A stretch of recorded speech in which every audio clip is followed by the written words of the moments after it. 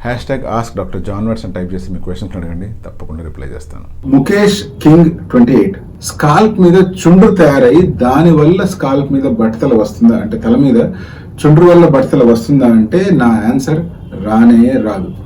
Dandruff వల్ల మీకు బట్టతల వచ్చే అవకాశాలు ఏమీ లేవు. డాండ్రఫ్ అంటే ఒక రకమైన ఫంగల్ ఇన్ఫెక్షన్, లేదా కొన్నిసార్లు మన స్కాల్ప్ మీద డ్రై స్కిన్ ఉన్నా కూడా మనం దాన్ని డాండ్రఫ్ అనుకుంటాం. ఏది ఏమైనా స్కాల్ప్ మీద డ్రై స్కిన్ ఉన్నా డాండ్రఫ్ ఉన్నా వీటి వల్ల మీకు జుట్టు రాలిపోయి ఆ ఏరియాలో బట్టతల ఫామ్ అవుతుందా అంటే అటువంటిది జరగదు. డాండ్రఫ్ అలాగే స్కాల్ప్ మీద చాలా రోజులు ఉన్నప్పుడు డెఫినెట్ గా హెయిర్ వీక్ అవుతాయి. ప్రాపర్ గా ట్రీట్మెంట్ తీసుకుంటే ఆ హెయిర్ ఫాల్ అవుతాయి. బట్ అలా ఫాల్ అయిన హెయిర్ మళ్ళీ ఆ ఏరియాలో గ్రో అయ్యే అవకాశాలు ఉన్నాయి. మళ్ళీ ముందులాగా పొడుగ్గా పెరుగుతాయి. మీరే కనుక ప్రాపర్ ట్రీట్మెంట్ తీసుకున్నట్లయితే ఆ డాండ్రఫ్ కూడా మళ్ళీ రాకుండా అవాయిడ్ చేసుకోవచ్చు. మరి డాండ్రఫ్ ఉన్న వాళ్ళకి బట్టతలు రావడం గమనించాము అని మీరు అంటున్నారు అంటే వాళ్ళకి న్యాచురల్ గానే బట్టతల వచ్చే క్రమంలో డాండ్రఫ్ కూడా యాదృచ్ఛికంగా అటాక్ అయి ఉండొచ్చు. అంతే తప్పిస్తే డాండ్రఫ్ వల్ల ఎవరికి బట్టతల రాదు.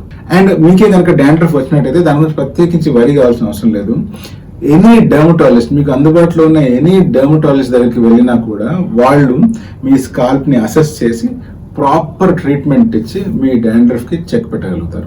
సపోజ్ మీ దగ్గరలో డెర్మటాలజిస్ట్ ఎవరు లేరు, అట్లీస్ట్ ఆ డాండ్రఫ్ పెరగకుండా స్టాప్ చేయాలనుకుంటున్నారు అంటే వరుసగా 3 to 4 days కనుక మీరు తలస్నానం చేసినట్లయితే, ప్రాపర్ గా రిన్స్ చేసి తలస్నానం చేసినట్లయితే డాండ్రఫ్ అనేటువంటిది టెంపరీగా రిలీఫ్ ఇస్తుంది. బట్ ఇది మళ్ళీ కనుక మాటికి వస్తూ ఉంటే డెఫినెట్ గా మీ డెర్మటాలజిస్టే మీకు సరైన హెల్ప్ అందిస్తారు.